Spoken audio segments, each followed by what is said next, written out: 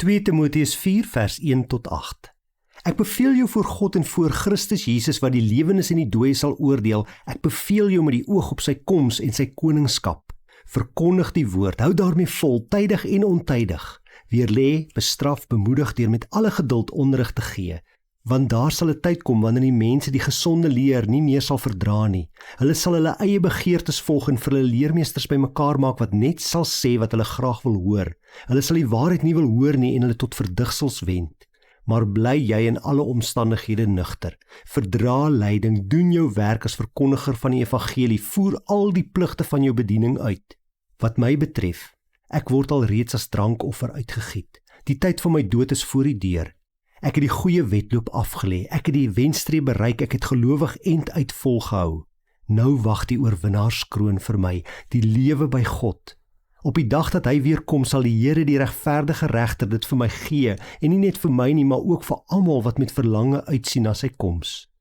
Wanneer 'n mens hierdie gedeelte van Paulus aan Timoteus lees, dan voel dit so asof Paulus van 'n tyd soos ons tyd praat, die tyd waarin ons leef, die wêreld waarin ons leef, want hy sê daar gaan 'n tyd kom wanneer die mense die gesonde leer nie meer gaan verdra nie. Hulle gaan nie meer wil glo wat die Bybel sê nie, nee, hulle gaan hulle eie begeertes volg, vir hulle leermeesters bymekaar maak wat sal sê wat hulle graag wil hoor, en hulle sal nie die waarheid wil hoor nie, hulle gaan hulle tot verdigsels wend.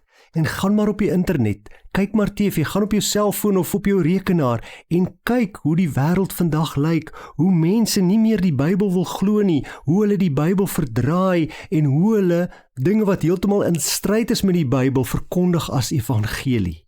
Maar Paulus sê nee, ons moenie in daardie struik trap nie, al word die wêreld rondom ons heeltemal deurmekaar. Ons moet aanhou om God se woord te verkondig. Ons moet tydig en ontydig dit doen. Ons moet weerlê, ons moet bestraf, ons moet bemoedig, met geduld bemoedig en onderrig gee, juis in die tyd waarin ons leef, want ons weet, ons koning kom, Jesus Christus kom weer op die wolke. Hy kom om te oordeel oor die wat lewe en oor die wat reeds gesterf het. Daarom is dit so belangrik dat ons hierdie woorde van Paulus ter harte neem, dat ons in alle omstandighede nugter sal wees, dat ons lyding sal verdra, want dit gaan oor ons pad kom as ons Christus volg, dat ons werk sal doen as verkondigers van die evangelie en al ons pligte pligsgetrou sal uitvoer. Dan sal ons ook saam met Paulus kan sê aan die einde van ons lewe, ek het die goeie wedloop afgelê, ek het die wenstreep bereik, ek het gelowig end uit volgehou, nou wag die oorwinnaarskroon vir my, die lewe by God. Wat 'n wonderlike iets om na uit te sien. Wat 'n wonderlike versekering het elke gelowige, elke kind van God nie, dat ons weet, ons het 'n oorwinnaarskroon om na uit te sien. En as jou lewe vandag deurmekaar is, as jy nie weet watter kant toe nie, as dit vir jou lyk asof die wêreld mal geraak het, hou dan daaraan vas. Jy en ek, ons wat God ken, ons het 'n oorwinnaarskroon waarna toe ons werk. En Jesus Christus kom weer op die wolke. Here, ek aanbid U, ek loof U, ek prys U naam, want U is die koning van die konings en U kom weer op die wolke. Dankie dat ek kan uitsien na U wederkoms, Here. Help my om elke dag gereed te word, alhoewel ek in 'n deurmekaar wêreld leef, 'n wêreld waar mense hulle rug op U draai, waar mense nie die woord wil glo nie.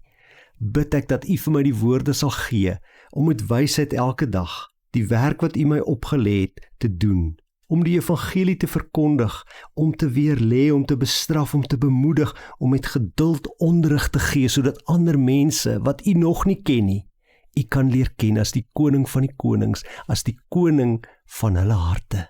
Ek kom raak nou stil voor U, Here, en vra, gee U vir my die krag, die genade en die volharding, om end uit vol te hou, en my geloofswedloop hier op aarde te voltooi.